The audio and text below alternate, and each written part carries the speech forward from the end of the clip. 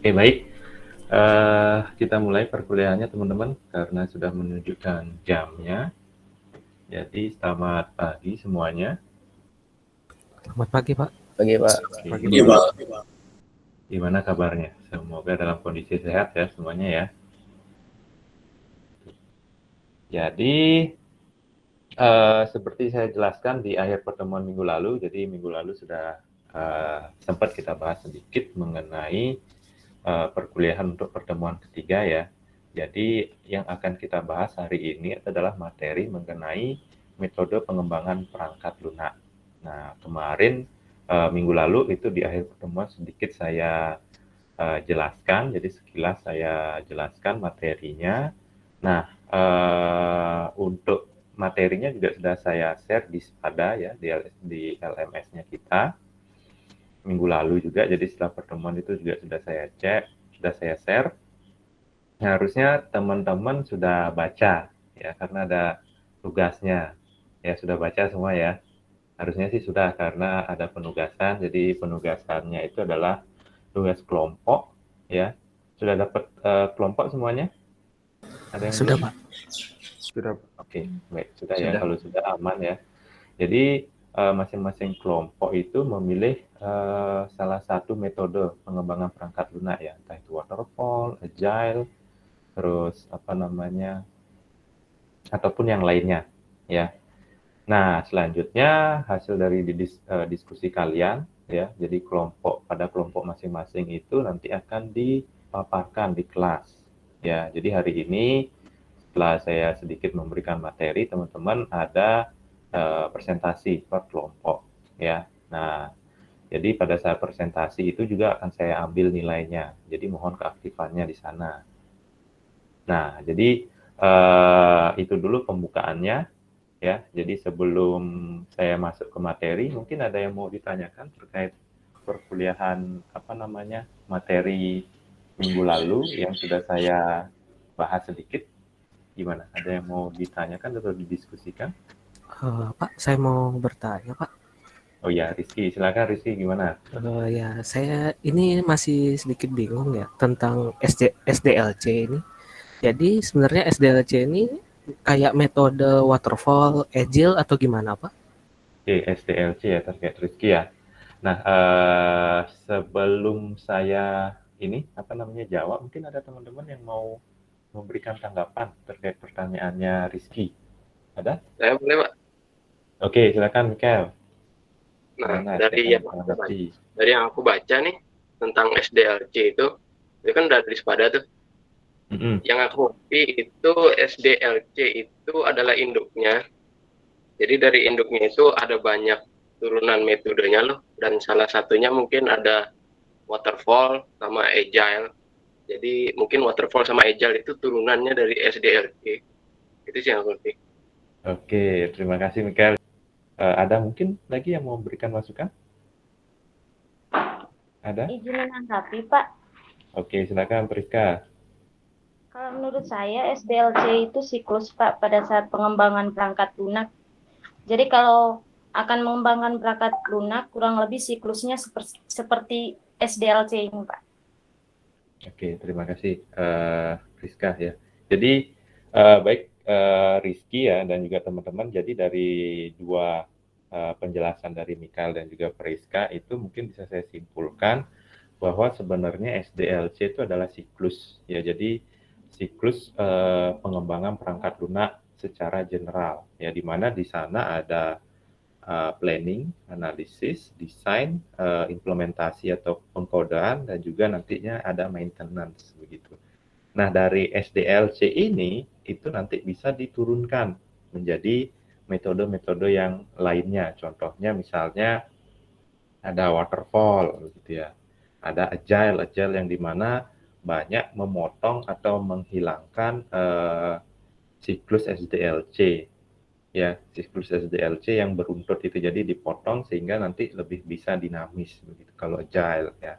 Terus juga ada misalnya ada metode V ya, yang nanti setiap metodenya atau setiap fasenya itu harus melakukan validasi, begitu.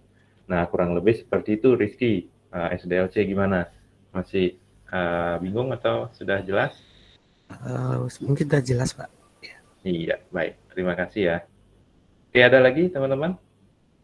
Oke, kalau tidak, saya mungkin izin memberikan materi ya, jadi ngasih penambahan materi karena kemarin pada minggu lalu itu masih sekilas. Ya, jadi sekarang akan saya tambahkan, mungkin nggak terlalu banyak karena nanti ada presentasi, sehingga waktunya juga bisa pas ya. Jadi coba saya share screen dulu. Nah, baik. Sudah terlihat semuanya? Sudah. Sudah, Pak. Sudah, baik. Ya, jadi kita masuk ke pertemuan ketiga ya. Nah, jadi sebelum masuk ke pertemuan ketiga ya, jadi ada sedikit pokok bahasan yang akan kita bahas hari ini, yaitu mahasiswa mampu menganalisis modal proses dalam rekayasa perangkat lunak. Nah, ini kita nanti di pertemuan 3-4 jadi membahas itu ya. Selanjutnya indikator penilaian, menyebutkan dan menjelaskan modal proses yang ada pada rekayasa perangkat lunak, misalnya seperti waterfall, incremental, integration, dan configuration. Nah, selanjutnya kriteria dan bentuk penilaiannya. Jadi ada rubrik penilaian presentasi ya. Jadi nanti di presentasi itu akan saya ambil terkait pengetahuan teman-teman tentang siklus pengembangan perangkat lunak, metodenya, dan juga nanti contoh-contohnya ya. Selanjutnya bentuk perkuliahannya flip learning. Jadi minggu lalu sudah saya jelaskan dan juga saya berikan materinya di SPADA ya, di LMS. Selanjutnya discovery learning, small group discussion. Nah, small group discussion ini sudah teman-teman jalankan mungkin di rumah ya, beserta juga penugasan kelompoknya. Nah, jadi ini akan kita bahas di pertemuan 3 dan 4. Nah, selanjutnya mengenai siklus pengembangan perangkat lunak. Ya, jadi kenapa siklus ini ada, itu sebenarnya kemarin juga sudah kita bahas ya. Kenapa harus ada siklus dari pengembangan perangkat lunak? Itu karena memang ada banyak masalah ya yang terjadi pada saat pengembangan perangkat lunak. Entah itu apa yang diinginkan user tidak bisa kita jabarkan dengan baik sehingga perangkat lunak itu tidak sesuai dengan kebutuhan dari user. Nah, jadi siklus pengembangan perangkat lunak secara general seperti ini. Jadi ada planning, analisis, desain, implementasi, dan pengujian. Nah, sebenarnya yang masuk itu adalah 5 ya. Jadi 5 fase. Ada planning, analisis, desain, implementasi, dan juga pengujian ya. Nah, pemeliharaan ini sebenarnya masuk proses operasional dari perangkat lunak itu sendiri ya. Itu adalah planning ya. Jadi di dalam planning ini kita ngapain sih gitu ya. Jadi ketika kita ingin mengembangkan atau membuat sebuah perangkat lunak, kita harus mengikuti fasenya ini. Yang pertama itu adalah planning. Nah, ngapain sih yang ada di planning ini? Jadi di planning ini adalah melakukan survei dan menilai kelayakan proyek pengembangan sistem informasi atau perangkat lunak ya. Nah, tahap ini akan ditentukan ruang lingkup proyeknya sebagai semua pemakai sistem informasi dan berbagai tingkat penanggung jawab. Ya, jadi stakeholder-nya siapa aja kita tentukan ya. Selanjutnya meneliti masalah dan berbagai kemungkinan adanya kendala. Selanjutnya menentukan sasaran proyek dan menentukan solusinya. Jadi dari sisi planning ini kita menentukan ruang lingkupnya. Jadi sampai mana perangkat lunak nanti yang akan kita kembangkan. Nah, hasil dari survei ini adalah berupa laporan kelayakan studi berisi temuan-temuan, rekomendasi, pertimbangan, biaya ataupun manfaatnya. Nah, selain planning adalah analisis. Ya, jadi di fase analisis ini adalah fase yang paling penting sebenarnya ya. Jadi di sini itu pengembang ya atau software developer itu mengumpulkan kebutuhan untuk spesifikasi perangkat lunaknya. Nah, sehingga dapat dipahami apa sih yang diperlukan dari user gitu misalnya. Ya, jadi di sini kita melakukan kebutuhan analisa kebutuhan fungsional perangkat lunak dan non-fungsional. Terkait fungsional misalnya apa saja sih fiturnya begitu ya. Jadi fitur login itu siapa saja yang bisa login, bagaimana spesifikasinya ya. Selanjutnya non-fungsional misalnya environment atau lingkungan dari perangkat lunak itu sendiri. Hardware-nya seperti apa, integrasi datanya nanti seperti apa, usernya siapa yang menggunakan gitu. Nah, tujuannya apa? Adanya siklus pengembangan perangkat lunak. Jadi sebenarnya tujuannya adalah yang pertama menghasilkan perangkat lunak yang bebas kesalahan. Ya, mungkin lebih tepatnya mengurangi kesalahan ya, karena kalau bebas kesalahan itu agak sedikit apa namanya terlalu perfect ya. Biasanya ada aja kesalahan dari perangkat lunak. Jadi tujuannya dari siklus pengembangan perangkat lunak ini adalah menghasilkan perangkat lunak yang meminimalisasi kesalahan. Kalau pengalaman saya, karena kebetulan saya juga sering buat perangkat lunak ya, karena di Siska misalnya kayak Siska dan juga Sidos itu dulu sempat juga ikut buat. Nah itu walaupun kita testingnya sudah baik, tapi pada saat delivery ada aja yang masih error atau masih bug begitu. Nah selanjutnya yang berikutnya adalah selesai tepat waktu. Nah ini penting ya, karena kalau tidak selesai tepat waktu otomatis anggarannya membengkak ya. Nah karena itu ada kaitannya dengan anggaran. Jadi kalau selesainya tepat waktu biasanya anggarannya sudah sesuai. Nah yang paling penting adalah yang nomor 3 ini. Jadi memenuhi kebutuhan user atau pemakai ya. Karena kalau kita tidak berpatokan pada siklus ini biasanya kegagalan perangkat lunak ini sering terjadi. Yaitu apa? Kegagalannya adalah tidak sesuai dengan kebutuhan dari user. Karena kalau error gampang kita benerinya, tapi kalau tidak sesuai dengan alurnya, tidak sesuai dengan kebutuhan dari usernya, nah itu biasanya harus ulang lagi buatnya. Nah itu waktunya juga akan apa namanya nambah, otomatis anggarannya juga akan membengkak ya. Nah, baik, mungkin itu materi ya, jadi nggak banyak saya kasih karena teman-teman nanti sudah bahas satu persatu terkait metodologi pengembangan perangkat lunak ya. Jadi harapannya nanti kita diskusinya lebih dalam terkait itu ya. Nah, sampai di sini ada yang mau ditanyakan mungkin sebelum masuk ke presentasi? Izin bertanya, Pak. Iya, silakan. Terkait metode pengembangan perangkat lunak ini, apakah memang harus digunakan pada saat membuat sistem, Pak? Soalnya sepengalaman saya tuh pada saat saya membuat sistem tuh saya nggak menggunakannya, Pak. Ada langkah baiknya, memang kita pada saat pengembangan perangkat lunak itu sudah kita persiapkan. Jadi metodenya kira-kira apa nih? Gitu. Selanjutnya metodenya apa? Terus bagaimana interviewnya? Bagaimana nanti delivery-nya ke user?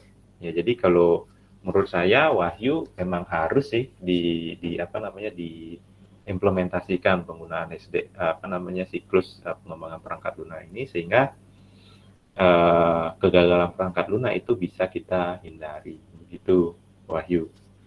Gimana, bisa menjawab? Terima kasih, Pak. Bisa. Oke. Baik, ada yang lain mungkin yang bertanya?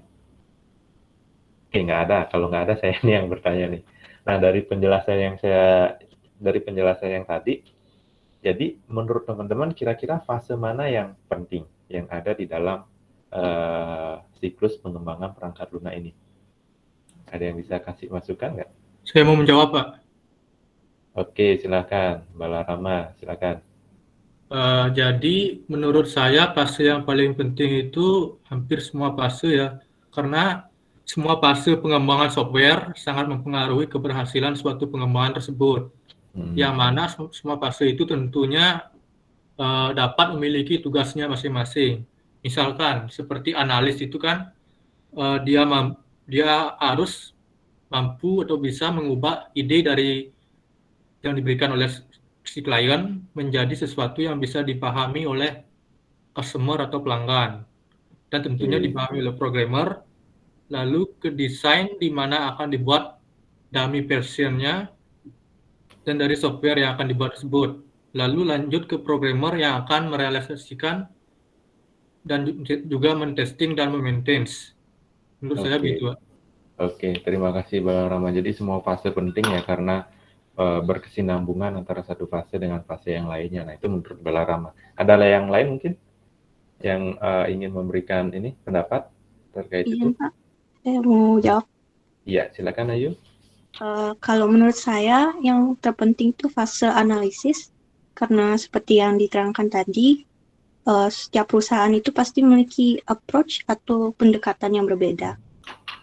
Jadi dalam fasenya ini bisa diacak ataupun dilocati. Tetapi untuk fase analisisnya ini pasti selalu menjadi yang pertama karena dia menganalisis kebutuhan sistem dan menjadi semacam fondasi bagi fase-fase berikutnya. Oke, jadi menurut Ayu adalah analisis yang paling penting ya. Oke, ada lagi? Oke, enggak? Oke, baik. Kalau enggak ada, mungkin bisa saya simpulkan. Jadi memang sebenarnya semua fase itu penting ya teman-teman karena berkesinambungan. Namun fase yang paling penting adalah fase analisis. Kenapa? Karena fase analisis ini adalah bisa kita lihat tadi di analisis. Nah ini, jadi menentukan kebutuhan fungsional daripada perangkat lunak. Ya. Nah dari menentukan kebutuhan fungsionalitas dari perangkat lunak ini, otomatis nanti hasilnya itu adalah berupa desain. Begitu. Bayangkan ketika salah menentukan kebutuhan fungsionalitas dari perangkat lunak, desainnya udah pasti salah. Ketika salah desain, pengkodaannya juga salah. Ketika pengkodaannya salah, testingnya ya sesuai ya. Namun implementasinya atau delivery ke usernya pasti tidak sesuai dengan kebutuhan user. Nah, jadinya adalah seperti ini miskonsepsi kebutuhan.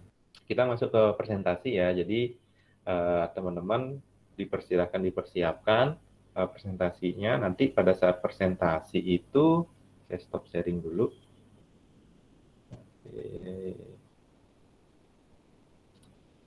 Nah, jadi nanti harapan saya di fase atau sesi presentasi ini teman-teman aktif ya, karena saya akan ambil nilai juga. Jadi nanti ada nilainya itu yang pertama adalah pemahaman mengenai siklus pengembangan perangkat lunak secara general. Jadi pada saat kelompoknya presentasi bagaimana pemahamannya.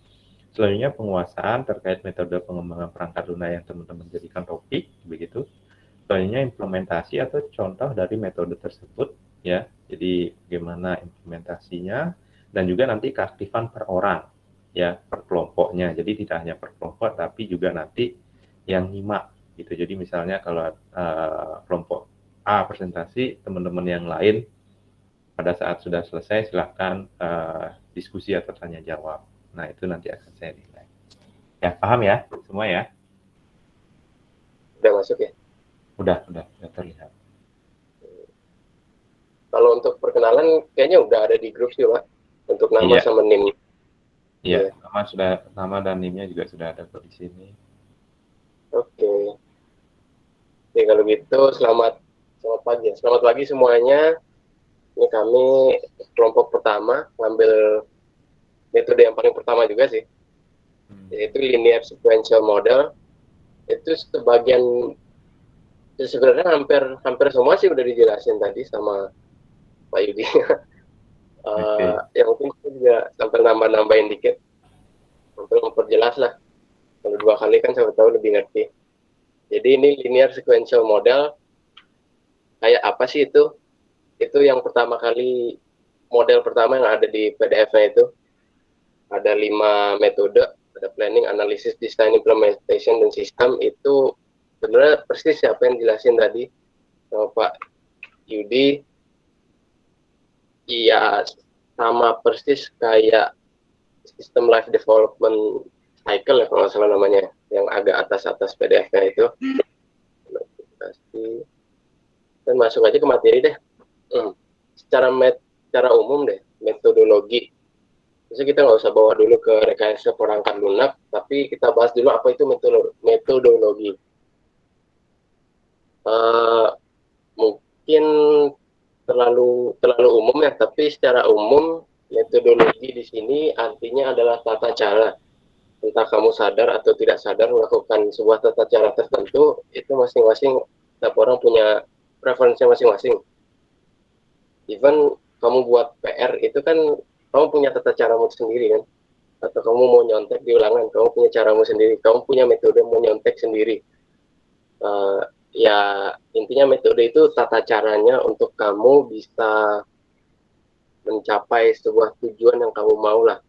Apapun itu, halal atau tidak halal, kita nggak bahas itu ya, tapi intinya metode itu tata cara yang akan kita gunakan.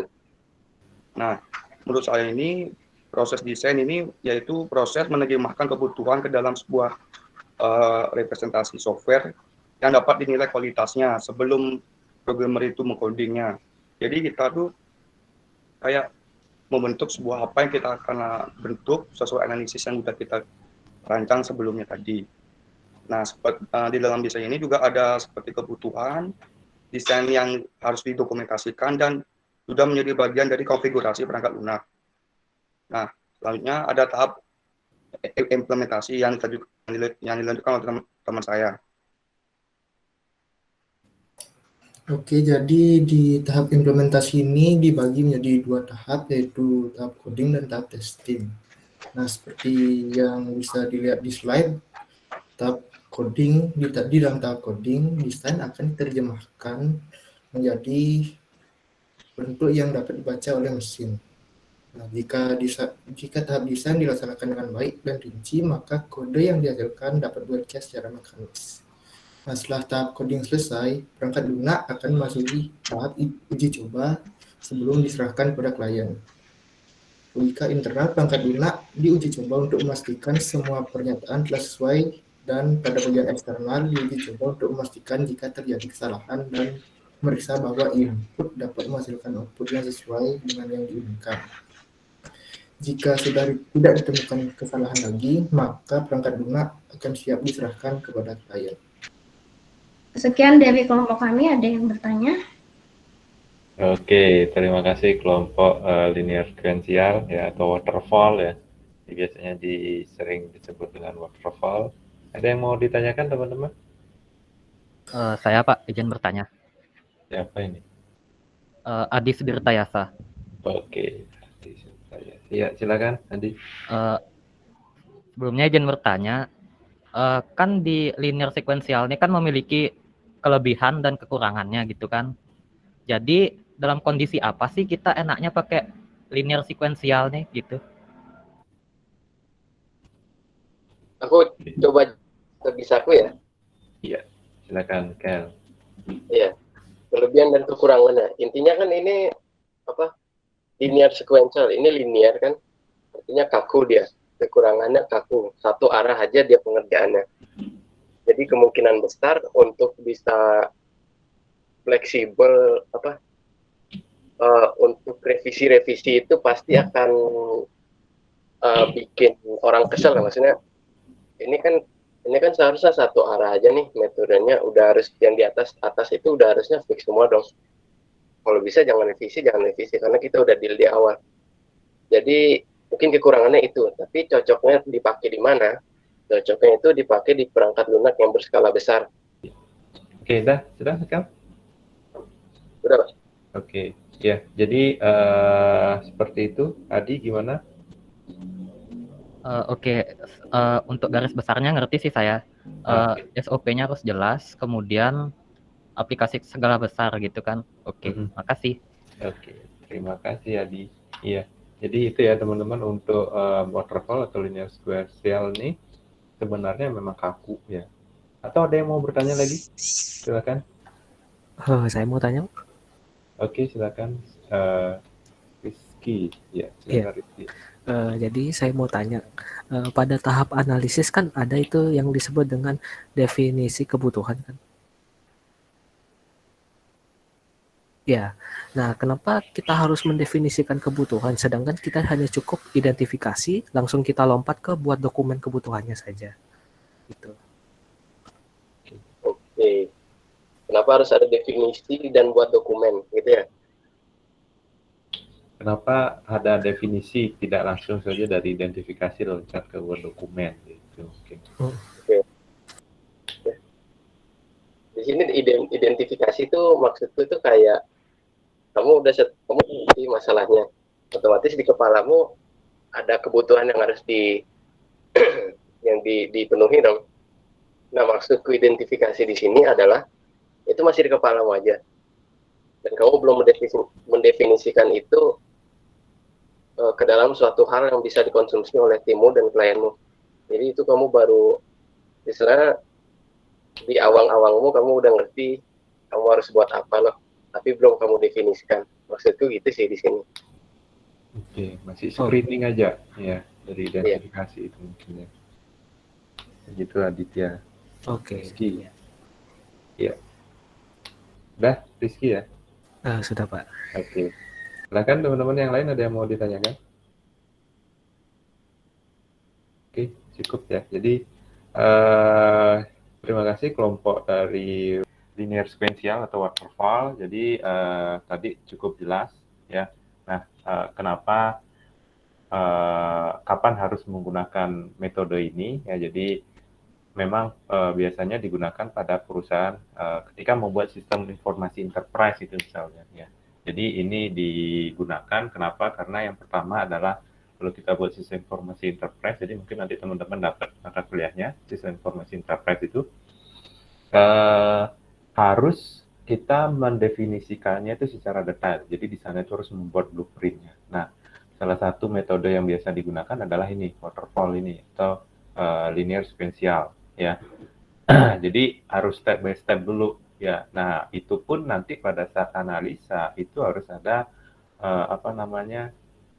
validasi lagi.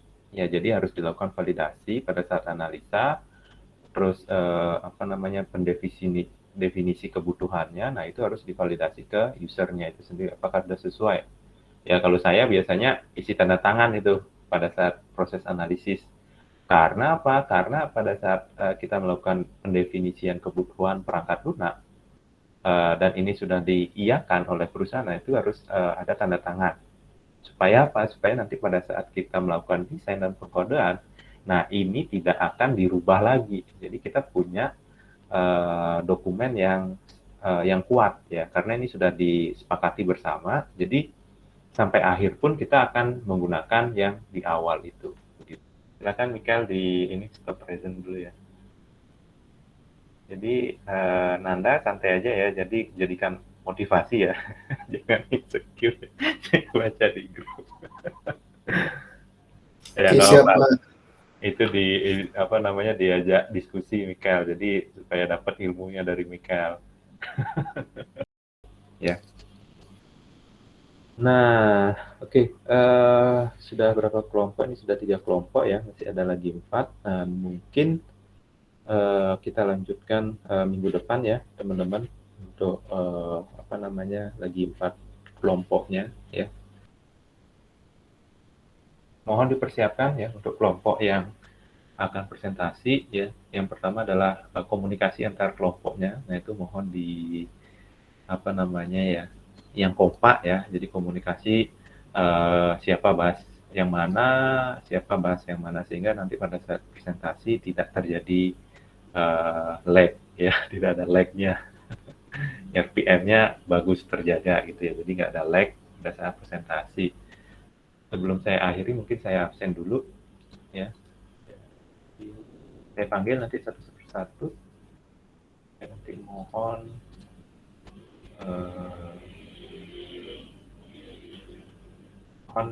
dihidupkan mikrofonnya. Ya. Hadir Pak.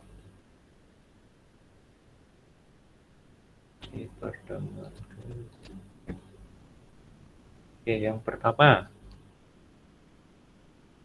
Gede Widya Sastra. Hadir. Oke, Wahyu Baskara. Ya. Hadir Pak. Angelina. Hadir ya. Hadir Pak. Baik. Terima kasih teman-teman yang sudah hadir. Jadi minggu depan kita lanjut presentasi ya. Masih ada 4 kelompok yang belum presentasi. Mohon disiapkan untuk 4 kelompok tersebut supaya nanti bisa lebih smooth ya presentasinya. Untuk pertemuan hari ini saya cukupkan ya. Tetap jaga kesehatan semua supaya kita bisa beraktivitas seperti biasa. Oke, selamat siang semuanya. Terima kasih.